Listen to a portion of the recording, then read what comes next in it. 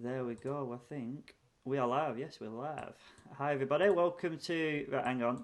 This is not episode 36. This is episode 4 because this is episode 4 of the vodcast, which is a vodcast because it goes on to the podcast tomorrow. It goes on to YouTube. It goes everywhere, and it's kindly powered by Redmond Multimedia. He's my friend, so I will name drop his business because he's doing it for me for free, giving his time. Fair play. Episode 4. So, introduction. We are welcoming Adam Reed, Sir Adam Reed, today. Thank you for joining us today. Pleasure. Pleasure. I'm going to check that the sound is right because today I've tried to up my game. Are you ready for this? Hang on, before I knock it. I've got a proper mic. You're such a professional. It's about £3 on Amazon, but it doesn't stand up correctly. But my quality of sound through this isn't good enough anymore. So we're up in our game today. Again, loaned by Redmond Multimedia, so thank you very much. So we thought we're going straight into the news of the week. We've hopefully, can everybody hear us? By the way, if you can't hear us, just let me know straight away. But my microphone's working and Skype's working, so hopefully everyone can hear us. For those who can't see, we're listening on podcast. Adam Reed is joining us from his living room, his very colourful living room. Like my personality. Yeah, we were discussing this. It's got lots of books and lots of colour, as opposed to my beige, bland, colourless room. I got the camera's back to front, innit? You turn left and it goes to the right, so it's confusing me. Yeah. When I was doing my cut the other way, I was getting it all wrong. I'm not used to talking into a screen. I saw that because I wonder what you were doing because you kept doing like, oh yeah, this side's longer, and then like touching that side, and I was like, get that, yeah. Do you know when you analyse somebody and you don't question it? You're just like, oh yeah, I see that. I see what you mean now. And then afterwards you're like, I thought, I fucking knew it. I knew I was looking at that wrong. That was one of the first lives that I'd ever done. I think it was my first live cutting hair. Wow. So because I don't normally do stuff live. So, and actually we were just chatting. It was number 5 of your of Hair Socials, which is amazing to see how it's grown. I don't even think you were at 2000 then. So I'm over the moon. Brilliant. Oh, wow. I've lost track of where we were, and you can see me getting into my uncomfortable stance because I'm getting compliments.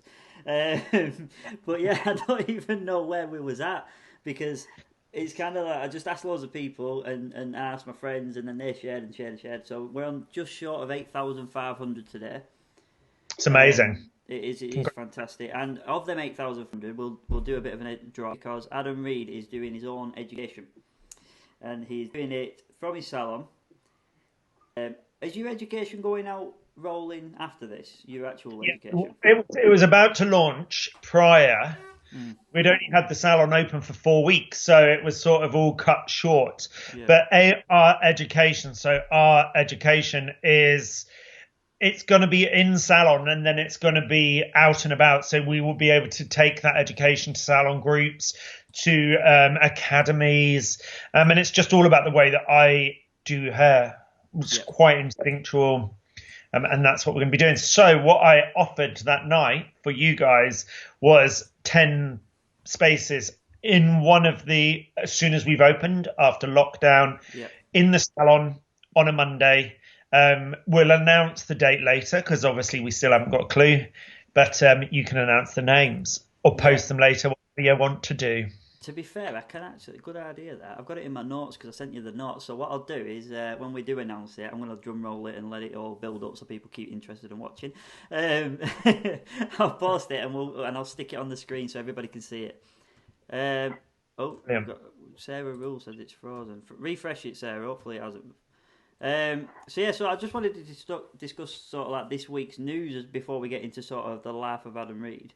I'm just going to check that it's not frozen on my end before I continue. But yeah, I've seen in the people are commenting, so I think it was just their computer. But just wanted to make sure that you've seen the news, everybody, that basically the government haven't given any information as to when we can reopen. However, news that's in the Sun newspaper I saw and in a few others saying 6 months, and I saw you post about it on yours. That's how I saw it actually on your social media. So I mean, I seen your passion about it, so I'd let you sort of roll on with this one. But yeah, 6 months the same.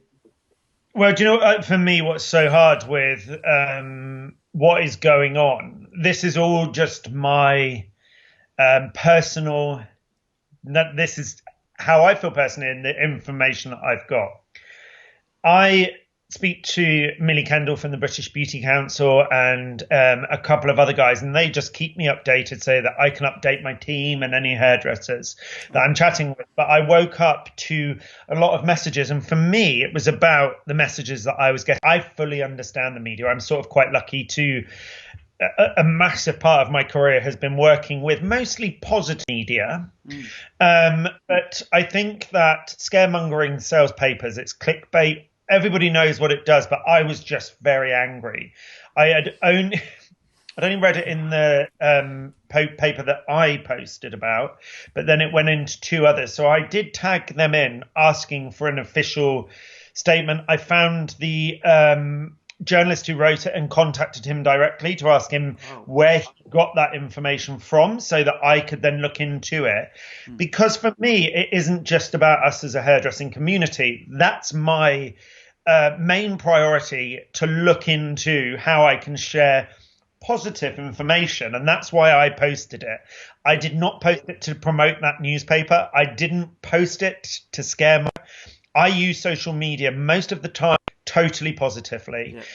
I also do use it to source information, and without a doubt, it's the best way to source information pretty quickly. It's media. We mustn't forget that. Now, I've been doing this a long time, taking into consideration that I think that Instagram has only been around for 7 years. You know, Facebook is longer than that, but not much longer. But social media is, as a younger generation and a demographic would know it now, they take it for gospel. And unfortunately, and what was interesting was a lot of people were saying nobody reads it. Unfortunately, people do read it. And one of the things that concerned me massively was people then, consumers, hairdresser, people that need their hair doing, thinking, I can't wait for 6 months. Yeah. And the risk that then leads to. So it was a whole load of things that I was using social media to find out. Now, it was not confirmed that was true. I do not think it's true. I've looked at every other country. Yeah. I've got information coming in at the moment, and I know Switzerland just starting to open retail, and salons are at the front. Salons at the front, Denmark salons are at the front, and L'Oreal Professional, who I work with, and I know most brands have these incredible community groups going, are talking about just getting our regulations in place, so hygiene, PPE, what we're going to need to do so that we can plan. Now, again, this is just my thought. I cannot see how they can keep salons shut in the UK when they've allowed them in the first phase of opening in other countries to carry on. I'm still awaiting. I'll be speaking to the British Beauty Council tomorrow. Definitely follow them as well if you don't follow them. They're absolutely brilliant. They're a governing body like British Fashion Council. Follow them on social media because they are brilliant and they're huge supporters of our hairdressing community. So follow them. They're great. But also follow the brand that you work with. As I said, I work with L'Oreal Professional and they've put out incredible pack today that just explains the measures to put into place so that actually we're positive and we can move forward positively. Unfortunately, the papers want to sell. They want to sell.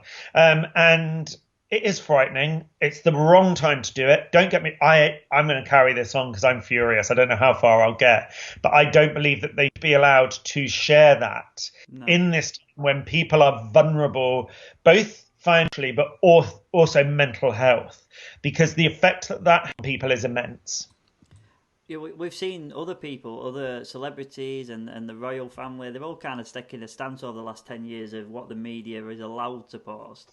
So now that they're not doing it about them, I suppose they've kind of gone down to the little people, as we are known as. And they'll do it. I think they'll do it for anything. And what's funny, I've been involved in things with clients and friends of mine that just shocked me in quite a long time ago. So I'm sort of fully aware. And you know, it was interesting because some of the more gossipy magazines, I know that when we saw negative things happening earlier this year. A lot of the salons were saying that they wouldn't have them in their salons. I've never had those gossipy magazines. I would have a tabloid in my salon. I don't think it encourages positivity. I have books, what I try to make people laugh. I have great music playing. And that for me is really important. And it's something that it's just quite an easy thing to do. But, they've got to sell a paper. A lot of people like reading it. Hairdressers, they knew that there was a big backlash at the beginning and they knew that they'd rile everybody up. So just not very nice. I agree with you. I'm just reading the comments there on my phone as we're going, in case you're wondering where I'm looking. But a lot of people agree with you. Sandra Warren is my mother. She's put, well said, Adam. We've had Amanda Fairbrother has said, Switzerland live in a totally different world than we do. Rini Feely said, in South Africa they will be the last to open, at least 4 to 5 months here. So she's watching all the way in South Africa. Well, that's the first time I've heard that, so thank you. I think it will be sooner looking at the other countries. Like you just said, that's pretty much what you're saying, innit? And then, like you said earlier, we'll go into that now. It's a perfect time, really. Germany, is it Estetica magazine? Yes, yeah. Yeah, they said in Germany, and I'll read out the rules and then I'll ask your opinion on it, because they say that they are opening German salons, and they are basically saying the rules are cover your mouth and nose, disposable gloves, staying healthy, like basically checking the fever of if there's anyone's got a fever, temperature, things like that. No, I've ordered my temperature guns already. They're in my hallway. Yeah, so that clients coming in will check their temperature. Really? I know that L'Oreal are providing hand sanitizer, but it's washing your hands. The guidelines are quite strict, but actually what is interesting, other than social distancing, I know that in my salon, we are exceptionally hygienic, and we clean the surfaces down. Backwashes are cleaned after every client. We have bins for every different thing. Yep. And again, I think there was talk of wearing gloves and disposable gloves and how to dispose of them. And I'm sure that will come in, face masks. And this is only what I've read today. So please don't take my word directly for it. But I did repost what I read on L'Oreal Professional's social media channel. And they had all of the guidelines. And it's just really good to know your guidelines. And again, social distancing within the salon and not having people hanging around. I think it's amazing. I mean, I don't know whether... I mean, we need to be. And obviously, as soon as they say these are the rules, that will make it a lot easier. But yes, if they don't say these are the rules, it will be so difficult for salon owners, especially little salon owners, to say, hang on, before you come in, pal, bang, stick a bloody Tesco self-checkout gun on their head and make sure that they're ready to come in. And it will be difficult. We need that rule. We do. And actually, guidelines are so important because it then clears up any murky area. And they are, I believe that guidelines will come in, because ultimately, like in some of the other countries, what they will have is, if you don't adhere to those guidelines, they'll be able to shut you down. I think that it needs to be done. I think there's something to do with insurance, making sure that you are fully insured for your clients and yourself with regards to the contagious element of it. All right, yeah, cool. Well, it does go into that and the contagious thing, because the next one, I've got a few more written down here, and the rules that were from the Estetica magazine. And it's that the distancing should be 1.5 metres. Obviously, that's less than the social distancing. But how many salons, including myself, who only has a 6-seater salon, have 1.5 metres available for 6-seater salons? So I think you're going to... What we're doing... So I've been maintaining team meetings, and what we're doing is we are opening extra. Yeah.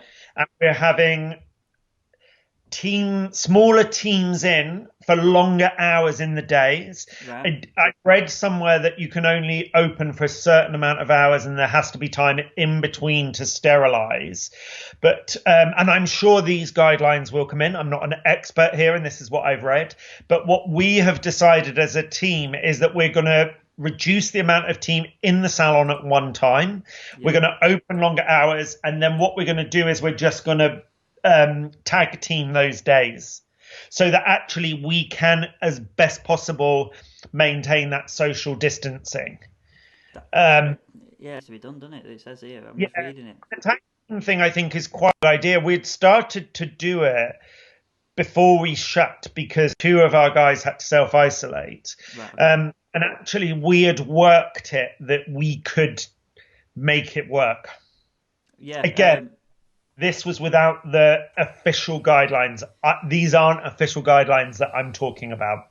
No, unofficially, like you're saying, that it's kind of been told to us before we even got locked down that this is what's going to happen. And I did it myself. I took my 6-seater salon and I have a redundant space upstairs that I've been sort of like meaning to get on with renovating. We moved into my salon in August, and I've just had to quickly do a pop-up shop upstairs and put 2 chairs up there, 2 down, 3 down, and then remove one completely. Absolutely. And do you know what? Once we know definitely what the guidelines are, it'll be really good for everybody to come back together and just chat about how they're making it. Because one of the things, honestly, if there's something positive to come out of this, is the camaraderie for hairdressers.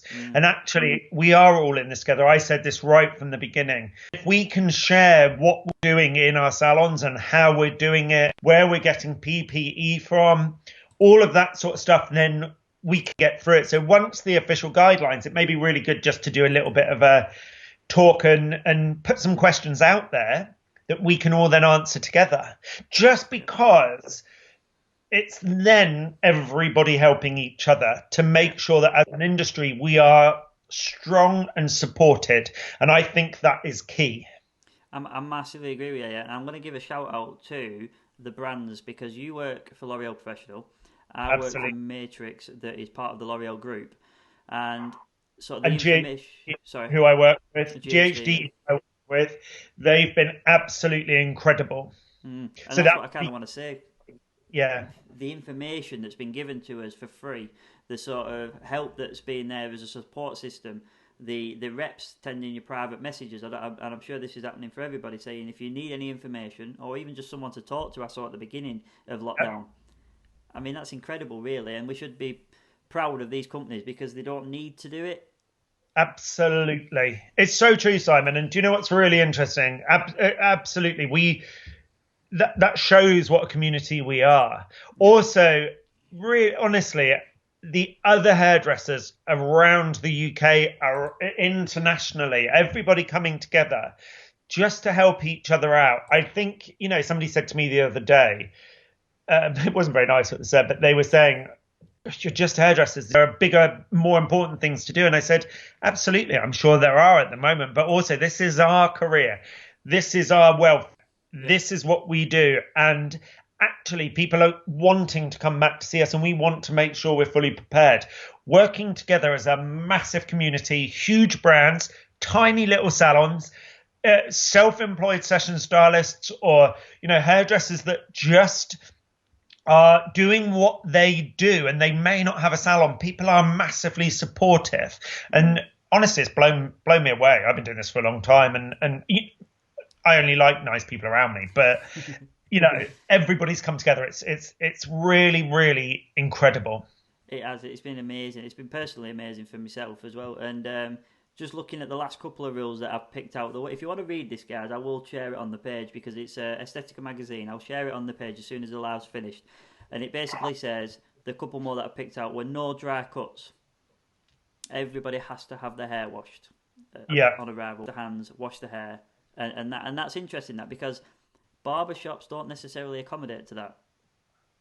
No, but again, I think that if they're saying a one wash, most places have a backwash. Yeah, so it's quite just where the virus can sit. And actually, if it is sitting and you touch your hair, I think it is important. We were actually looking at the possibility of, one of the things that we've said is people are financially stretched, and that's across the board. And we were looking at ways of getting clients in. And we actually at first were saying, do we go back to doing a dry cut where somebody comes in with clean hair and, we just take their ends off for their first visit?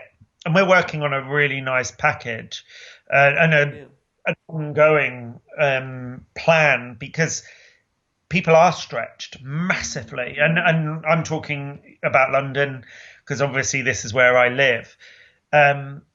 but yeah, we're not going to be dry cutting.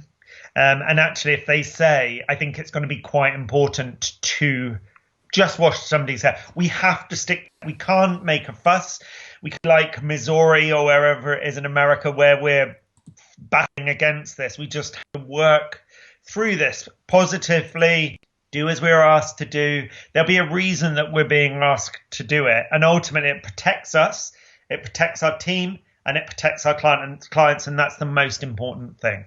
Absolutely. And the last sort of things were minimum staff in the salon. So you're going down to skeleton staff, I think there's the phrase. I've not been familiar with that prior to lockdown.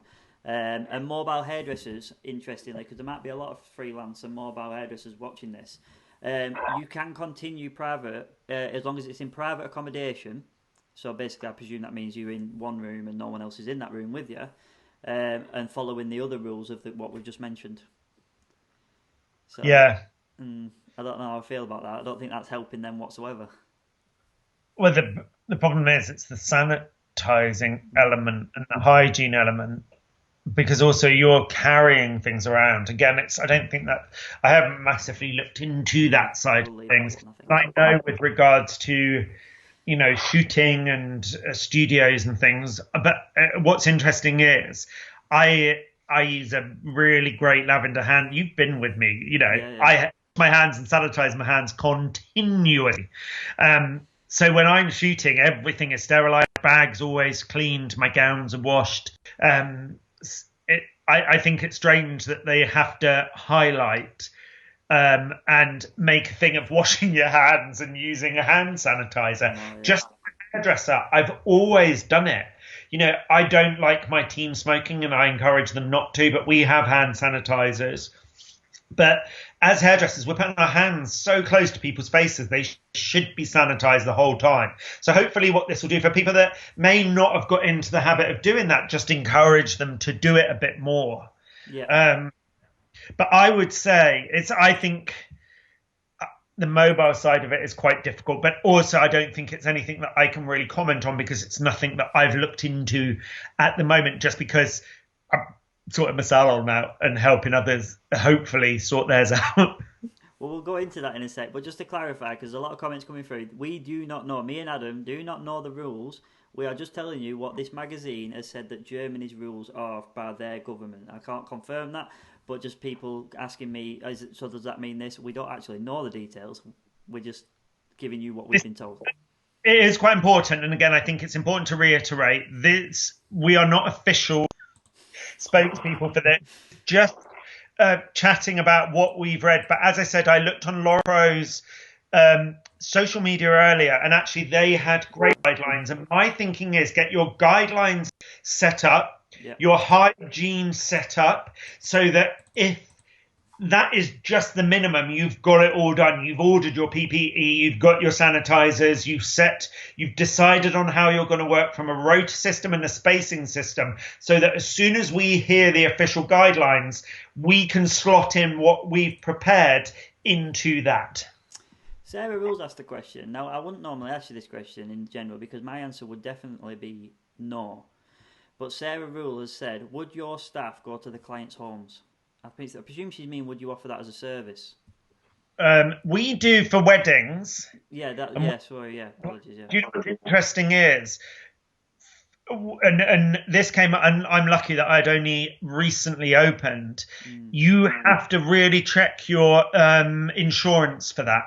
Okay. Because we had done to it, and actually a lot of insurance as you're out of the salon for the colours that you're doing, products that you're using. If anything happens, we're not actually insured. So just check your insurance to make sure that you can. Because do you know what? It's not something we get requested to do that much. From a client perspective, they love coming into the salon. They enjoy relaxing. It's a bit of time out. They can look around the shops and what have you. But we do it for weddings and things, but we just make sure that everybody is insured. Just check that. But it isn't something we do. And I don't think it's something that we would do because in London, it really isn't worth it financially. That's a good point because, for example, I probably, without thinking about it, just thinking off the cuff now, is I do both sides of this. I do freelance I have a salon, I work in a salon, but I also go to a lot of clients' homes. I won't say VIP, but they're my version of VIP clients because they play football. Yeah. So I presume you do something similar. So where do we stand on this sort of issue now? Because this is going to be a new game. I've got to be quite honest. I rarely go and do people's hair at home. I'm too busy in that one. Yep. So if they want me to go to their home, now I'm lucky because I'm insured as self-employed as well because I do a lot of editorial, my TV work, all of that stuff, and I have to make sure that everything's in because I bring teams in and what have you. But to be honest, I rarely go to people's homes. I can't be bothered, and they. I like to come into the salon. I've designed a salon that people should want to come into. That's my thinking. That's great thinking. I mean, my clients are just arseholes, so they probably don't want to come to me salon, but am I joking? My clients are my bread and butter, and them football ones that I refer to, mate, they look after me year round, whether it's for football tickets, wages, anything. Yeah, I think situation, my thinking is where possible, because also, do you know what? I'm not massively comfortable sending my team into somewhere that I don't know if it is fully sterile, or do you know what I mean? Or the hygiene element. And I'd rather that we can plan it properly within the salon, just within this present environment, and that sort of off the cuff. That's what I think. I agree. Well, I think we've pretty nailed on there, man. That's 26 minutes of serious chat. And me and you, like we said earlier, we ain't that serious. So I think it's time to lighten the mood for everybody listening. So I wanted to start with basically... on social, I'm sharing things where I can. Hairdressing Federation the other day put a great statement out, and I shared that. And what I'm trying to do is keep it positive, keep everybody informed, and do the best, and answers where I can. Amazing, and I think that the information we've given you here has been from research we've had and nothing concrete. We're just telling you what we've read. But positive news, you mentioned it earlier. You've just opened your own salon. Yes, I did. I've seen pictures of this salon. It's stunning. It's a joke, to be fair, how stunning it is. It's this hair. Look, talk to me about your design, because I'll let you do it. But the hair thing, I want to hear all about that as well. Leah. Well, do you know what? So, Sean Dawson, my general manager, Sean and I were on the Fame team in 1999 together. Wow. So a long time ago. I think it was about the fourth or fifth or sixth Fame team. And we stayed very good friends throughout our careers. And they've both been roller coaster careers. Then Ryan Steedman, who is my art director, who I know you've worked with, myself, we wanted a salon that was comfortable, that made you want to come back, that you didn't see everything on your second, third, fourth, 10th, 20th visit. There was always something changing. That's interesting. But also, when I was young, at school, I hated school. I started hairdressing when I was 13 in a salon down in Minehead, and I always knew I wanted to be a hairdresser, a fragrance nose, so a perfumer, or a behavioral psychiatrist. I became a hairdresser, and at school I was in a production of Half a Sixpence, which is a really old film, but I'm tone deaf. You've heard me sing, but I've got the worst singing voice, and I remember the teacher called me out for ruining the song. So they be the shopkeeper of an emporium. Anyway, I started to look into this whole emporium thing, and I was always like, when I'm older, I want an emporium. That's what I want. And I'm the type of person that, I love cities, I love exploring, I love finding things that other people don't know about. It's sort of on a base level, I love general knowledge, and I love to find things out. My mind continuously needs filling. So when when Paul and I opened Percy and Reed, we did the same sort of thing. We just opened a lovely space that people love coming to. And then when I decided to do my own thing, do you know what? I just absolutely love doing hair, and I was doing things and just had got to a point where I needed to take it back to what I love personally. And that's when I decided to open Adam Reed London. And it was the old Percy and Reed East Salon. Okay. And I changed it around that. So banana and tomato merchant. So that was originally what it was. With Kira. And actually, you're going to see we're doing this whole package of information that's going to come out. Sean, myself, Sean, we're both East London born. And we love that community that you get. So the salon you've got the original walls and the original floor. It is haunted. It's predominantly a creative space where we do incredible hair, but in it there is beautiful furniture, beautiful books. It smells amazing. There are things to look at. Adam Reed curates brands that I love. So Earl of East London, candles and fragrance, BZ jewellery. We've got incredible art in there. We have the chandelier is a chandelier that Ryan and I made out of all of the old weft that I've used. So it's all upcycled. I'm hugely into sustainability. So everything in the store, it's all bought from eBay or sort of vintage shops and junk shops, so that actually you've got this real feel of vintage. It is about incredible service. We've got a great refreshment menu. It's dry because I don't drink, and actually I'm looking at encouraging people to not drink so much. So it's got an incredible alcohol-free gin called Pentire from Cornwall. The nice country where I'm from. The mixers are from Cornwall. The coffee is from the place around the corner.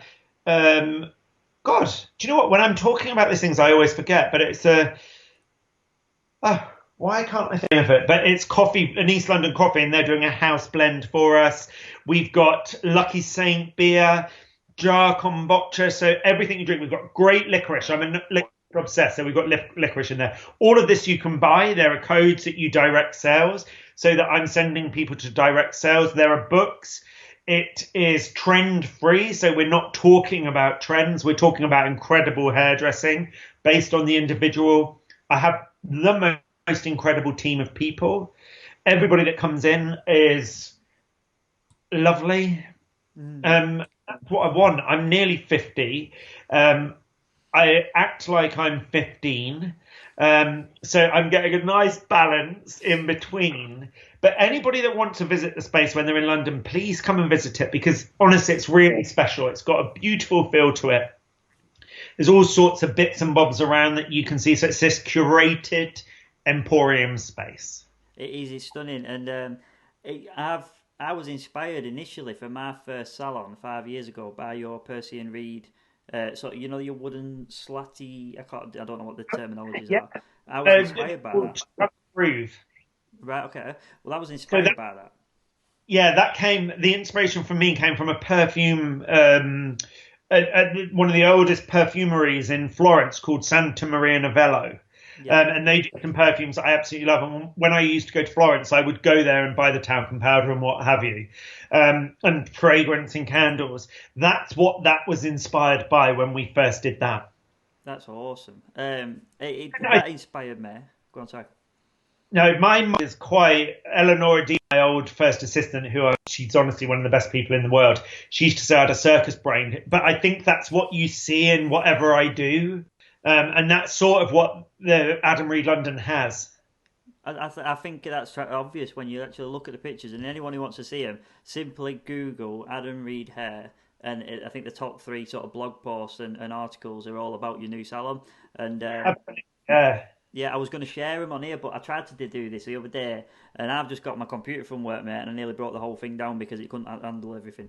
But I wanted to share it. It's on my Instagram, but obviously I post loads of pictures a week. But it's Adam Reed London. Yeah. The first feature that we got was Vogue. Yeah. So our launch feature was Vogue. We've been in the Evening Standard. Ultimately, we'd only been open for 4 weeks, so everything sort of stopped. But it's got a real good buzz about it. Yeah, well, I can't wait to see it. So that's basically the outer shell of what Adam Reed London is about. So I want to know about the core of it. I want to know about the heartbeat within it, which is obviously you, but I want to know about everything else. And basically, after this lockdown, I wrote down a questionnaire. I want to know about your team. I want to know about how did you pick them? Who are they? Why did you pick them? I want to know about that as well. Okay, so my team to me, you know this, Yeah. is the most important thing. I am who I am because of the people that I've had around me, and it is honestly hundreds of people that sit there, and I thank every single one of them. I would never say that I'm here just because I've worked really hard. It's not true. I'm right place, right time. I love what I do. I try to be personal. I try to be kind. But my team are the most important people, and I touched on them earlier. Sean Dawson, who is my general manager, who literally, he's been around as long as I have. But do you know what's lovely about my team and Sean and Ryan, who I spoke about?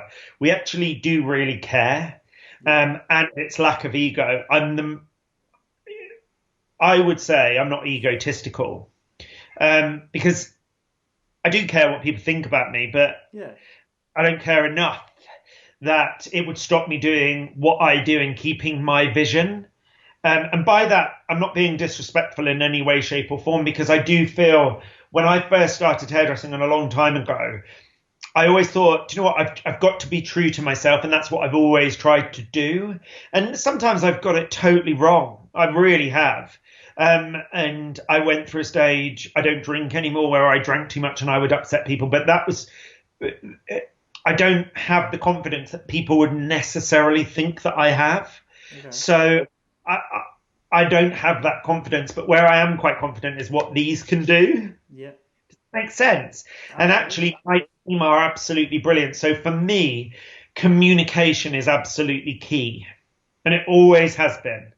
I try to communicate the best possible. I try to be as honest as I possibly can be. I don't ever want to upset anybody, so I'd never be so. I'm not that person that's like, oh, I'm a bitch and it's fine because I'm telling you I'm a bitch. That's just ridiculous. Yeah. Because actually, don't ever tell anybody that you're a dickhead. I'm pretty nice, and sometimes I get things wrong, but we all make massive mistakes. But my team, so Ryan came to me at Percy and Reed, and he came with me. I have Tom Gilling, who I've seen Tom grow, and I love Tom.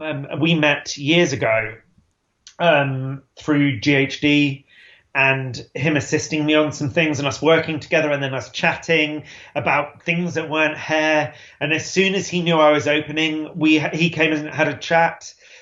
Josh Woodman, who came up from Devon, so 25 years ago, I moved up from Somerset and started my career at Charles Worthington. Josh is doing that. Josh, honestly, I love working with Josh. He's one of the most passionate, dedicated, talented young hairdressers. He knows he's got a lot to learn, and he wants to learn. And actually, in the 3.5 weeks that he was with me, I just saw he's going to be incredible. I've got an incredible front of house who we've chatted via social media, and he contacted me as we were opening, came for an interview, and we fell in love with him. Our apprentice, Sophie, is honestly mind-blowing. And she had admired my work. Her sister, I think it was, recommended her to come and work because her sister's a hairdresser, had done something with me. She's a mind blower. And then what we're doing is we're just going to slowly build our team. We've got quite a lot of people that apply. But for me, it's people that I've worked with that I know. I'll always give somebody a chance. And if I think, I know you had contacted me with regards to X Factor, and the first year I wasn't actually there because I was doing Strictly that year.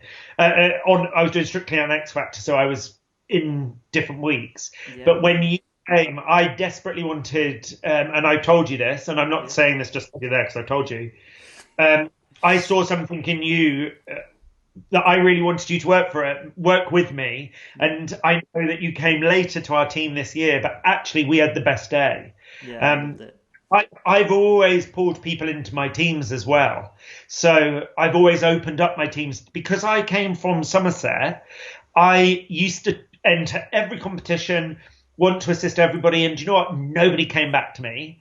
And I was always like, if I ever get to a point where I can offer experience, I'm going to do it. And I do it. And honestly, I have had some bad assistants, but I've never regretted any of the assistance that I've had because I've met amazing people. People have come to work for me. Honestly, they see a totally different side of me when they're working with me. And I've got a great community of hairdressers who quite like the way I work. I'm going to stick up for you when in that respect as well, because I'm going to say that all I did was message Adam a couple of times, don't get me wrong, and he got back to me both times, and then I got offered this role, and I was blessed, and I'm so grateful for this role of coming on your X Factor team. But this is it. If you're listening to this now and you think, I want to be in that position, all it was a message. That's all it simply is. And I'm lucky because, like you said, you've got to be in the right place at the right time, but you have to make yourself available for that look to happen. Without any shadow of doubt, and you have to stand out, and you definitely did. Do you know what? So last year I had 900. I remember. I read that. 980 applications for X Factor. Some people just message me and go, "Oh, I just saw your post. I want to assist." Unfortunately, there are other people that send me the most incredible application, or they'll show me their work. And I'm not asking for an application. I always ask people to make themselves stand out because that's what I used to do. Yeah. It does make a difference. Take time. Think of yourself as a brand and think about the fact that you're selling yourself. Because that helps, and that's what you did, and the guys that have helped me. And honestly, it's one of the nicest things for me to be able to do as well, because you show somebody something that they wouldn't necessarily see. Well, it's a bit cringe, but I'll be honest about it. I'm quite transparent with myself. And I sat next to Adam at this year's boy band versus girl, what they call the bands. I was sat next to him in the thing, watching the rehearsals, and I kind of just thought, fucking hell. So I just kind of turned to him and just said, mate, I sat here like 10 years ago, sat at my telly watching this 10 years ago thinking, I want to be that guy that does the hair on there one day. And I remember just turning to Adam and thinking, I've got to tell him this. And I had to tell him that basically, thank you for giving me that opportunity. I'm not saying it again because I'm cringing already. But I remember thinking, Jesus Christ, like this thing, you've got to have that mindset that you are going to be that person to have any chance of being able to do it. Also, that means a lot to me because do you know what's really funny is, okay, so X Factor came about. I like being behind the scenes. So what I tend to do is behind the scenes from a confidence level. And 10 years ago, we were looking at building our brand and we had a PR company and we were asking to get TV work. And so we were getting a lot of closed doors, I'll be really honest. Because some things come down to sponsorship, some things come down to, who you know and what have you. And that was the case. Then one day I was in the salon, I was doing hair, and somebody came upstairs and said, okay, can you call this person back? Her name was Abby. And they said, she's Simon Cowell's PA. And I was like, what? And this is the honest truth. And I was like, what? I don't get that. Anyway, I went back and called Abby and she said, oh, look, we're looking at changing them on the X Factor. We put some feelers out and your name has come back really positively. And it's not just been one person, it's been quite a few people. Can you come and have an interview with Simon? And I loved the X Factor. Like Shane Ward, I met him when I did the first year, the One Direction year. I literally was starstruck, and I don't get starstruck very often, but I loved the X Factor. Anyway, I went and had my interview, and he gave me the job there and then, and I couldn't quite believe it. And it did open massive doors, and what was interesting was a lot of them I shut and said, no, actually, do you know what? I really enjoyed doing what I did here, and I love the X Factor and the camaraderie. You see what goes on backstage. It is a machine. But actually, people loved what we did. They liked us. We got to do, hay fever. Terrible hay fever. We got to do it that year, the biggest ever year. Now, the following year, we didn't do it because it was sponsored by a brand that I didn't want to be affiliated with. But also for me, it wasn't even that I didn't want to be affiliated with them. It just wasn't right for what I was doing. Yeah, I remember that. I won't say it, but I think I remember that. I didn't do it again for a couple of years. But again, do you know what? For me, I didn't want to work with that brand, so we said no. And it was funny because a lot of people said to me, "You're selling out doing the X Factor," and I was like, "I'm not, because I love it, and I'll always say yes to things that I love, because ultimately life's short, and I've worked really hard to do what I do, and to be able to enjoy what I do. And actually, I'm not a snob, or you know, I just love doing hair, and I just get the most amazing opportunities. I've done Britain's Got Talent every year since then, and we love it. You also have seen how difficult it is, how little time we get to do it, Yeah. how often things change, you know. I But was going to touch on that because we don't even get people will think, because we're talking about the glamour of the X Factor, the celebrity status of it, but really it is hard work. You don't, yeah, and you're in a room that's not compatible for anything. It has not enough power to supply your tools, and there's 55 people in a space of 12 people's room. yeah, yeah. And we don't stop being who we are thing No, and yeah, enjoying creating great hair, making sure that the people whose hair we're creating for are happy. Again, take into consideration the first year that I did it, 2010, there was no Instagram. So yeah, there was Twitter. Twitter wasn't massive at all. But we would get slated a lot of the time for the work. And actually, I found that quite difficult, because I was like, okay, mm, you don't know what's gone on behind the scenes here. And, you know, you're keeping everybody happy. And Cher Lloyd was 16 years old, and we were trying to make sure she was happy and protected. And then people were saying stuff about the way she looked. And it's given me a sensitivity as well. And again, where we were talking about the press earlier, I've been privy to what can be said and what can happen. But ultimately, for me, you kill people with kindness. And that's what I try to do. And again, you'll have seen I try to look after those contestants. You try to protect them. I look after my team. I'll explain what you can and can't do with regards to social media, but also what to expect, and just try to stay as positive as possible. But it's a nice thing to be able to do. And then I'll do that, but then I'll be doing Fashion Week the next week, and I'll be backstage at shows, and then I'll be doing, you know, a shoot for Vogue. It's like, I'm it is. quite happy doing what I do. Anyone who follows Adam will see it, because I remember going on my first X Factor tour day, and I was going down on the train, and I went on Adam's story, because it was like, obviously I've been stalking him for a bit, never met him before at that point, and he comes up on me thing, oh, new story, clicks on it. He's going up the train, the same train at the same time, going north as I'm going south, as you were going to Blackpool. Oh. Was it So I was Blackpool? doing that weekend. So I went to do Strictly on the Saturday. So we do this on the Saturday, we do the live, and then we film the show. Yeah. And then, do you remember, her car picked me up at midnight from Blackpool and took me to Central St Martin's to do a shoot with 40 hairdressers at Yeah. St Martin's, and my taxi didn't turn up. So I had to get a mini cab from Blackpool to London, and he kept falling asleep. Do you remember? I remember the And I was story. shooting the next Yeah. day. I didn't speak. I've never spoke about it to this. So everyone listening, I've never spoke about this conversation with you. But I saw the story, and you was basically driving down through to London, and then I remember you went to Central St Martin's to do a L'Oreal Techni Art sort of Yeah, advert. go on. Yeah. I remember that, and because Josh Woodman was there, I think. Yes, that's right. That's right. Yeah, because I was in the ID team with Josh Woodman.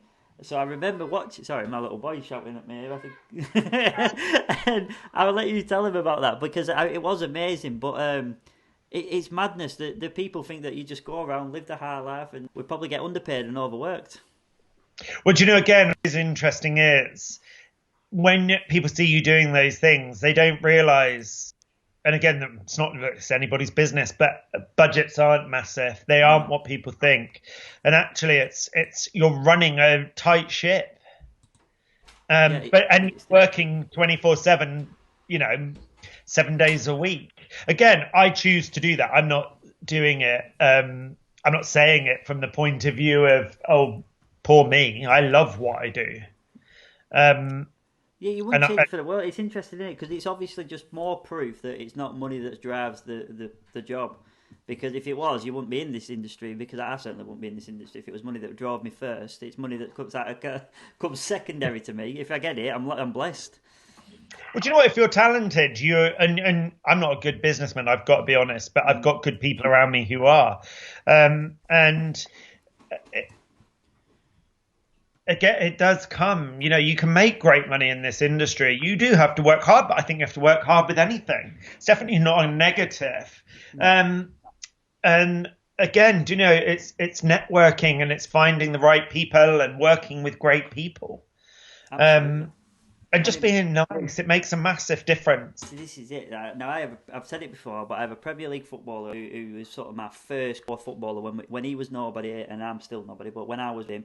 And then he's now a Premier League. He's a Premier League footballer now, and we always sort of had this mantra together. I got so well with him. And it's basically, like you said, be kind to everybody and hope that they remember you when they need something. Do you know what I mean? When they need you. Do you know what's interesting, though? He'd be nobody to me because I have no idea. You would tell me his name and I wouldn't know who he was. Everybody is somebody as far as I'm concerned. Yeah. And that's really important because I look at fashion designers. Like my first boss, who I had a very strange relationship with, but he passed away last year and it gutted me because he looked out for me massively, and he loved football, and he was quite a alpha male. And at the time, I was being bullied, and he could quite easily have gone down that route, but he protected me, he supported me, he nurtured me, he was there when I needed him. And actually, we fell out quite bad, but we made up over the years. And last year, when he became ill, we really bonded again.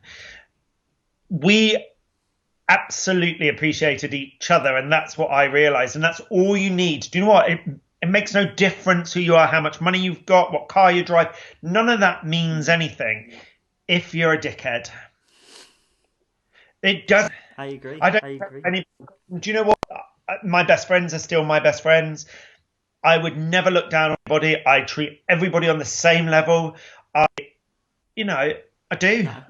Quite honest. He honestly does. And my granddad was my muse. Everyone has a muse and a man that they sort of like respect for opinions. And my granddad always used to say to me, "Don't go chasing money because money will find you." In terms of my career. But Jamie Stevens has popped on. He said, "I love you, Adam." I just thought I'd read that one out because it's a good one. Jamie, and again, you'll always hear me. There aren't many people in the industry that I don't get on with. There really aren't. They really aren't. Do you know what? Last year, I was talking to Akin at the British Hairdressing Awards, and we hadn't spent a lot of time together. But I love Akin, and he came up and we had a really nice chat, and I walked away thinking, I literally love everybody. Jamie Stevens and we've had a great relationship ever since we started. He's quite a bit younger than me, but he was from Somerset. I used to write a blog for Creative Head magazine, and I used to do my tip for the top sort of pick of the bunch, and Jamie was in it once, and I just love what Jamie does. Jamie took over from me after X Factor, and it was funny because everyone thought there'd be this sort of rivalry, and I was just like, listen, if you need any help or any advice, just let me know. And, that's the sort of person I am. That's the sort of person Jamie is. I absolutely love him. He's always tone appropriate with the way he touches me, but I let him get away with that. Okay. But one of the things in the industry that I love is the fact that I do pretty much get on with everybody. There's a couple of people that probably I'd swerve to avoid, but other than that, I get on with everybody. I just think it's a nice thing to do. I do love Jamie. Elise Bennett is a second. She says you sound like a lovely guy. Love to you both, Adam and Simon. But we said about it earlier on, didn't we? You've just got to love everybody for what they contribute to you. You know what I mean? You can hate it as much as you can love it, but not everybody gives you what you need. But just take from them what they can. You know what I mean? Without doubt. Do you know what? If you don't get on with somebody, or because we're human beings, I say this all of the time, we are human beings. If you don't get on with somebody, just swerve them and find the people you do. I think in this life, my personal journey over the last 8 years has been huge. like huge. And one of the things, I would take things really personally and I'd find it really difficult. But actually, it's like, I shouldn't take that personally because it's not aimed personally. It's me taking that personally. We are human beings. We're not going to get on with everybody. Most people I do get on with. I honestly love to laugh. I laugh loud. I think that draws people in because it's quite contagious. It is. I don't mind taking the mickey out myself. I don't mind, I don't take myself that seriously.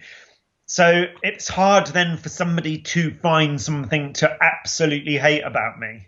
No, I can't imagine anyone hating you, to be honest with you. Oh, you surprised. Well, I kind of like going down that route because we've answered. I had like a running order for everyone who can't see my computer right now, but we've answered so many of them questions, and I am conscious of your time because I could speak to you all night, as I've said before. And I talk way too much, so we don't want to bore the tip everybody, and then it's just you and me chatting, and no one's watching. To be fair, the numbers are doing brilliantly, but so we've talked about your career, we've talked about the X Factor, we've already done all that bit now, so we'll leave that one alone. But earlier, before that, which we should have gone to, you went to New York. I remember you telling me, and I didn't know this about you. So I want to know, like, how did that come about, and what was it like in New York? Well, I worked for Charles Worthington. When I moved to London in '95, I went to work for Charles with Carolyn Newman. There was a whole incredible group of people, Charles and Alan Jane, Charles's sister, and I worked for them and sort of built my way up within the business creatively on the creative side. And they opened a salon in New York and asked myself and my partner at the time to go and head it. We worked together at Charles Worthington. So in 2003, the week before my 30th birthday, I moved to New York and I was there for 18 months, 2 years. Now, I love New York. So another thing that I did way back, I went to do work experience with Orbe, who was one of my biggest idols. I can't even remember what year it was, but it wasn't long after. It was the first time I ever went to New York. And I fell in love with New York. Like, I fell in love with it. So I moved over there. And what was interesting was my whole story is quite an unusual story. When I moved to London, I couldn't really afford to just do hair. And my boyfriend at the time worked for a corsetier called Mr. Pearl, who used to make corsets for Lee McQueen and Thierry Mugler and Christian Lacroix. So one time I went to cut hair that had been sewn onto a Mugler gown, and I met Isabella Blow. So she introduced me to loads of people, Sophie Dahl, Plum Sykes, Honor Fraser, all of these people that were in the Britpack at the time, Tristan Weber, the designer, Lee McQueen, Julia McDonald. They were all the people that she introduced me to. Anyway, they stayed friends. I stayed friends with them. This sort of boy from Somerset, and I was in the scene, and I'd met people who worked for Donna Karan, who was huge at the time, and I started to work for PR companies. I worked with Club 21 for Donna Karan, so I used to do their trunk shows, and it was sort of building my name up. And I used to go and do a lot of shoots. An incredible stylist called Jo Phillips, she introduced me to loads of incredible people. And what we used to do, I just used to network the shit out of it. So when I moved to New York, our salon was in the building that the Bliss Spa was in, and Streeters. So the ladies from Streeters Agency used to come and talk to me. Yeah. Marcia Kilgore, who owned Bliss, she got some of her girls down. So I got to meet all of these people, Uma Thurman, Kim Cattrall, Amy Sacco, who ran a club called Bungalow 8. So what these people then did was introduce us to people, and we sort of knew all of these people in New York. And at the time I did drink, so I would socialize, and I started to assist Luigi Moreno because he was at Streeters. Okay. He got me to do Madonna's hair because he did Madonna's hair, and because I was doing Kim Cattrall's hair, I got onto the last Sex in the City, and so I was an extra in the last ever Sex in the City. Yeah. I was doing incredible shows. I met Zach Pone before he was doing anything, so I used to cut his hair. Plum Sykes, who was at American Vogue. So these people started to introduce us to people, and because I was sort of quite raring to go, I just went and did people's hair and was, doing all of this stuff that was incredible. But what was amazing was when I moved to New York, I thought I knew everything. I was like, I thought I knew how to do everything. Then I worked with Luigi and I was just like, yeah, I don't know anything. Before social media at all, there was no social media. My phone, I had a British phone, and then that didn't work in America because at the time you had to have a tri-band phone if you needed a phone to work in America. Oh, okay. But my phone in America, my boyfriend and I used to share phones so that we'd swap them around. But I remember buying, when I was in America, a camera that you could plug into the bottom of your phone. That's how long ago it was. You could email, but you couldn't do much else. Conference calling was quite difficult. And I used to fly back to London once or twice a month to carry on doing what I was doing here, because I built up my contacts here, and I was friends with House of Jazz and Fashion East, and I was doing Roxanne's first shows, and so what I was doing now. The reason that not many people know about this is because, firstly, it was a while ago. Secondly, we didn't take photos of everything on phones. Did camera, but that was about it. So actually, I remember Women's Wear Daily featured me as in their to watch. I'll find the feature to show some of this. Yeah. And Nylon magazine did a whole feature on me, and I was doing Matthew Williamson shows, and Sophie Dahl had moved over there, and she was one of my best friends, so she would introduce me to people, and we were going to the places to be seen, and it was quite mad. Then I moved back. I had a bit of a drink problem, and I realized then that I had a drink problem. So I moved back to London and decided I needed to sort myself out. Okay. And I had issues, and I started to sort it out. And then I left Charles Worthington to open Percy and Reed. So 2003, I moved to New York, moved back 2005, and then opened Percy and Reed in 2007 with Paul Percival. Who's again? I've met him. He's a lovely, lovely man. Absolutely, it was a game-changing time for me because personally and career-wise, it could have all crashed and burned at that point. And it took a long time, but I decided that was a time I had to turn it all around and come out the other side. Do you know what? You should be so proud of yourself, because I'm not going to, this isn't about negativity, this is the positive aspect I'm trying to comment on. But we've seen hairdressers do exactly what you said. They've got to the peaks of sort of, and then they've just not managed it correctly.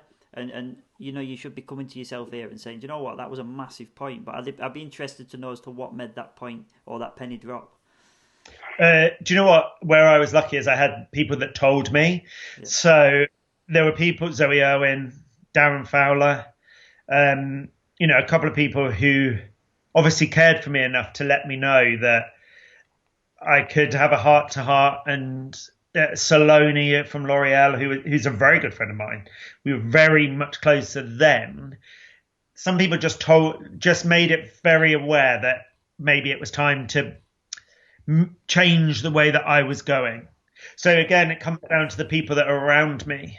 And at the time, I didn't want to hear it. So I really appreciated the fact that they stood to their, principles and sort of said, you need to sort this out a bit. Do you know what, though? I'm immensely proud of you, because I think everybody and every person that's watching this will know somebody or have a relation or anything with somebody that's had something where they could have just gone one way or the other. And it's whatever decision they make. Do you know what? It's so true, Simon. And what's interesting is mental health now is something that's way more talked about. And I was quite ashamed of my mental health, and ultimately I self-medicated and I did things to help me out. I suffer from terrible mental health. Okay. I really do on a personal level, but I'm managing it and I'm able to talk about it. And again, one of the reasons that I do talk about it is because it's the same as being ill. It's an illness that you need to get a control or a hold of. And that's what I was able to do, and make sure you've got the right people around you. And that's a huge thing, and one of the most important things. But don't worry if you've got mental health issues. Honestly, I think my mental health issues, now I can manage them, make me the individual that I am. Yeah, because if you let it go enough that you can go outside the box, you can think of things that not everyone else will do because they've got the constraints. And I've been a Totally. massive sort of advocate for this because I didn't believe in mental health growing up because I didn't understand mental health. And this is nothing. And then when I got to the age of 30, 33, I kind of started to re-educate my brain and thinking like, why did I react that way? Why did I shout at that person? Why did I cry at that moment? And I started to learn because someone in my immediate family had, it felt to me as an excuse with this mental Yeah, yeah, health yeah. at the time. And then once I've educated myself and once I've relearned all this, I've realised that this is like a chemical, like you said, it's a chemical balance. Yeah, And it absolutely is. and But since I've changed, sorry, no, no, no, no. Sorry, I didn't mean to interrupt. But what you're saying is so true. It is. You wouldn't say to somebody who was being violently sick, "You're doing that for attention." yeah, true. But so many people would have said to me before, "Ugh, just go for a walk," and I'm like that. The fuck's that got to do? What do you want me to do? Go for a walk? What? Under a fucking bus? You might as well have put petrol on you.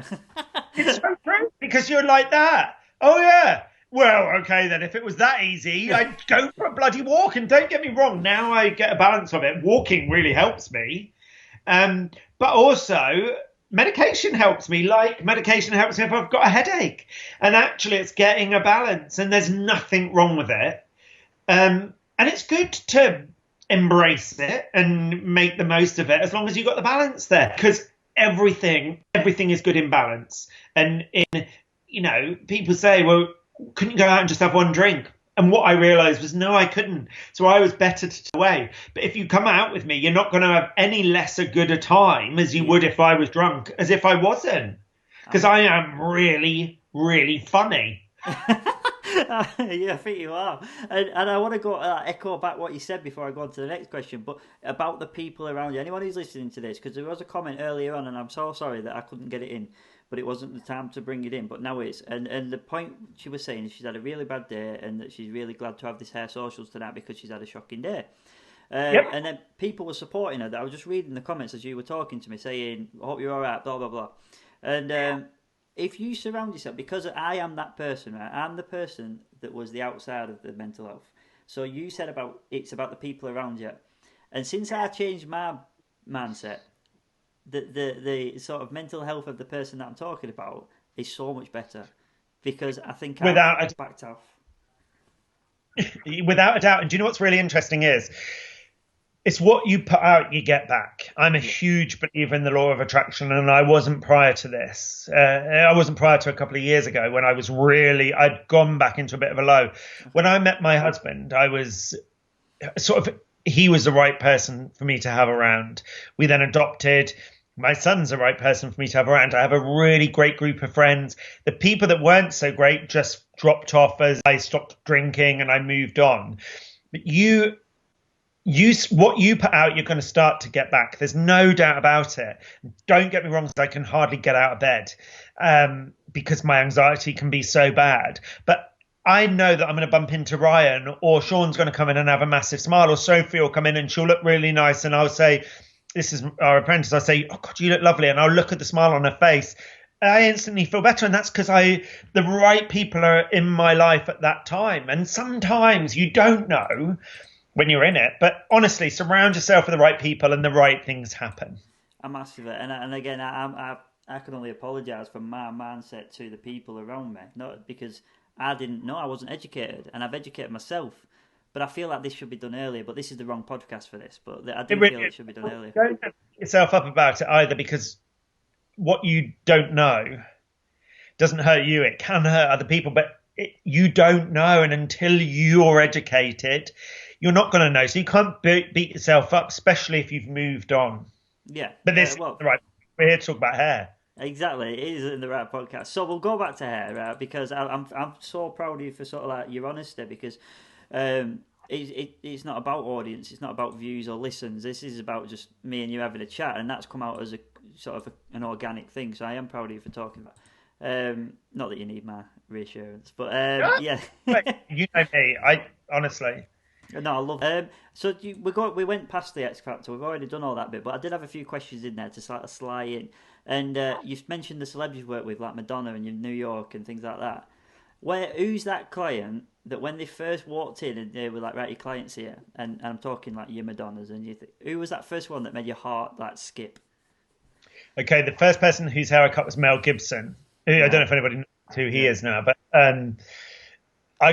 I used to get requested for quite a few people. I did Goldie Hawn's hair, Mel Gibson. Val Kilmer at the time was doing Batman, and I went to do his hair for the premiere, cut his hair. That was all. They were always quite strange, but my whole thing was I just wanted to get stuff out of the experience. So when I met designers, when I met Jean Paul Gaultier for the first time, that blew my mind. But when I moved back from New York, I met one of my favorite people in the world, Sarah McDonald. When I say her name, you wouldn't know who Sarah McDonald is necessarily. She's one of the most important people in my life. Yeah. Her husband is Noel Gallagher, but when she recommended Noel to come in and he came in, moved to London in 1995, I got invited to a party and it was for Oasis. And I was Brit. I'd cut Rod Stewart's hair for a long time and I love music and singing, but music and, they're not really my thing. But Noel's an icon. Sarah, as I said, is one of my favorite people. Sarah and Noel have become very good friends of mine. And he blew my mind, but also just because Sarah is so special and she's got masses of amazing friends, but she's always there for me at the right time. So that was a big one. Sophie Dahl, when I first met Sophie Dahl, was big. I met George Michael. That was massive for me because when I was young, that was a big part. But for me, Madonna, the year that I left school now, I went to school in Somerset, and at the time I was bullied for being a puff. It's the best way to put it, because that's what they used to say. And my sisters and I had a couple of friends at school who, honestly, we just got on and did what we did, but I was quite badly bullied, mentally and physically. But I'm just laughing at the delivery. Yeah, it does happen. But I left school, and this is the story. You'll see Circus Brain. I bought the album Like a Prayer, and this is one of my dogs. She's just having a stretch. Oh. Stretch. This is my beautiful princess, Jessica, and I've got another one there, snuggling up, and one over there. So I bought the Like a Prayer album, and there were some songs on it that they become the soundtrack to your life. And I remember I used to buy these paisley shirts from a hippie shop in Minehead, in Taunton, wear patchouli because the Like a Prayer album was covered in patchouli oil. So when you pulled the sleeve out, you just smelled patchouli. And the songs were so evocative and provocative. And at the time, I was just like, okay, this woman is so important to me, because I felt like I could go on to do something. I was told at school I would never really do anything because I was more creative. It just wasn't a nice time really at school, and it's such a big part of your life. When I moved to New York, I was assisting Luigi, and one day they said, Luigi wants you to assist on a video. They didn't tell me what it was, and when we went to the rehearsal, it was Madonna, and I walked in and literally shit myself. It was the Britney Spears video, Me Against the Music. So I went in, and there was myself, John Andrea, Luigi's first assistant, and me. So Luigi, John Andrea, and me. Then Lucia Peroni was doing the makeup, and it was mental. It was what was the studio called? Something Cup Studios, Silver Cup Studios, in just outside, so in Queens, the other side of Manhattan, across the river. Anyway, it overran, and he was going to do a Victor and Rolf show in Paris, and he said, you're going to have to do her hair tomorrow, continuity. And I didn't sleep. I hit myself. I didn't think I had the right tongue. shit myself. Anyway, I went back the next day and we went into the Winnebago, and they had sorted me out an assistant, so she came along, and I'd worked with her on shows with Luigi before, and we got on. And Like a Prayer came on in the Winnebago when I was just about to do Madonna's hair, and I was like, this is serendipity. This is law of attraction telling me I always wanted this. And I just thought, you can't mess this up. And I did it. And it was just the best day of my life. Because I was just like, okay, this song brought me through. I've always wanted to meet her. I was shitting myself about meeting her. I met her. She was amazing. I did her hair. She loved it. And then Like a Prayer comes on, and you're just like, now I understand the law of attraction. That was the universe saying, you've always wanted this. You put this out. Yeah. You're getting it. You've got to do it. Just do it, idiot. So that was quite a thing. And then I met Debbie Harry once, and I love Debbie Harry, and I still reference her. And it was for a show in New York called, they were called Imitation of Christ. They were an amazing design group. And this show was in Pier 59 in the Equestrian Centre there, and Debbie Harry was there. Anyway, she came and spoke to me because she wanted her hair doing just before.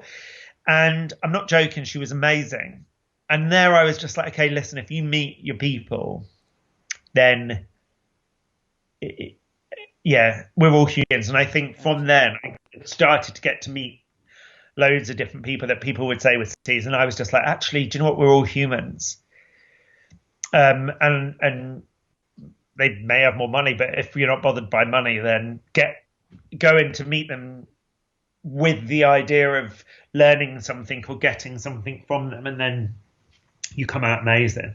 I love that story. That is one of my favourite stories I've ever heard, and I'm so glad I asked that question now, because I thought when I was writing it was a bit cringe, that question. But celebrity is such a big thing now, but then, you know, when we were extras on Sex and the City was the biggest thing in the world, and it's the last ever TV thing. People went mad for it, and I was on it for like the splittest of a second. People that watch, and I was quite overweight then, and my hair was a mess, and I looked quite strange, if I'm honest. New York. People watch that now and then go, oh, sorry, I can hear a helicopter. I saw you in Sex and the City last night, and I'm like that. Forget about that. That's amazing. I do love that story, because I remember a similar story when I was driving to York, which is 2 hours from my house, to do a player for York City who worked in the Football League, and I got paid less than it cost me to get there and do it.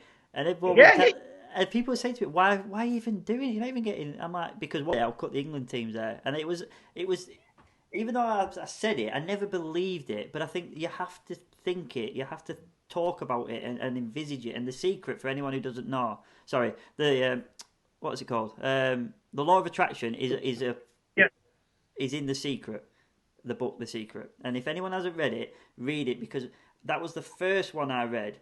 And now I look at what I've learned since then, it's kind of evolved me. But without that first book, without that first chapter of my sort of reading Life at 30, which we'll go back to again, that was the thing that opened my mind.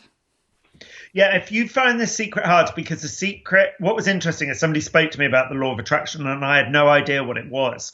And I was on a trip in Asia with one of my old work colleagues, and she said about The Secret. So I bought it and read it, and I thought it was brilliant. If you can't get into The Secret, read Oprah Winfrey's book, What I Know for Sure. Write that one down. Changer. So Oprah Winfrey believes in the law of attraction. Just read her book. But What I Know for Sure is incredible. It's all about manifestation and the law of attraction. But I am a massive believer now in the law of attraction, and what you give out, you get back. And actually, it makes me think very differently. But that came from my journey, my bigger journey.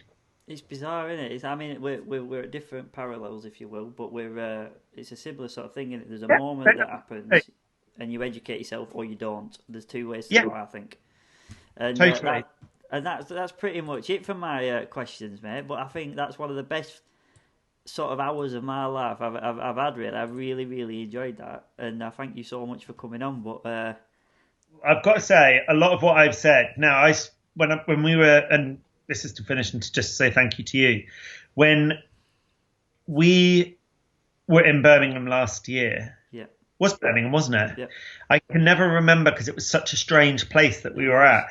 And I said to you that I admire you massively, and I meant that. I just said that to you. I admire what you do. I admire your drive, because actually your background I was humbled by, which was sounded a little patronizing. And I remember trying to tell you without sounding patronizing, but when we bumped into each other in the car park and then we walked up, you do just on a day-to-day is amazing. And again, don't compare what I do and what you do. It is the same sort of thing. And I wouldn't compare myself to anybody else. Don't ever do that. But I said this on Hair Socials when I was doing my live. You were one of those people that actually really stuck with me because of your passion and your drive against slightly adverse circumstance. Blows me away every day. And one of the things about doing X Factor, the privileges, I've met loads of people, but I'm privileged to have met you, and it's X Factor that allowed me to do that. I think what you've done in this time with Hair Socials is absolutely incredible, and I admire you for not giving up on it, for inspiring a whole group of people. And again, I said this, we were looking, I think it was coming up to 1,500, 2,000 people that day.